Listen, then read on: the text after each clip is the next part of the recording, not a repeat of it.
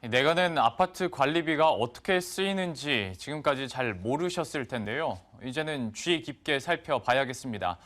300가구 이상 아파트 단지 5곳 중 한 곳에서 관리비가 제대로 관리되지 않는 것으로 드러났습니다.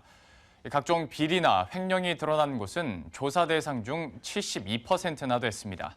이재경 기자가 보도합니다.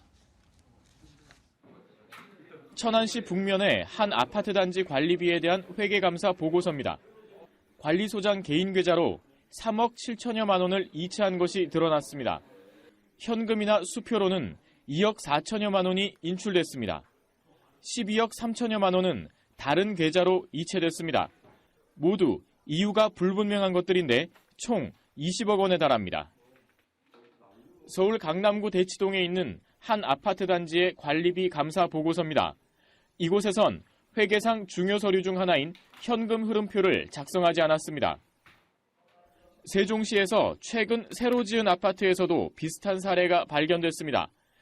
가재마을의 한 아파트 단지는 관리비에 대한 현금 흐름표와 잉여금 처분 계산서 모두 존재하지 않았습니다. 이렇게 회계감사 결과 부적합 판정을 받은 아파트 단지는 5곳 중 한 곳에 이릅니다.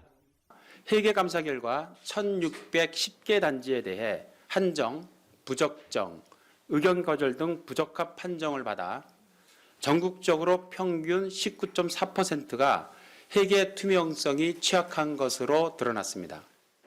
주민의 3분의 2의 동의를 받아 회계감사를 거부한 곳은 672개 단지에 달했고 감사 자체를 받지 않은 곳도 18개 단지나 돼 이 같은 부정은 더 넓게 퍼져 있을 것으로 예상됩니다.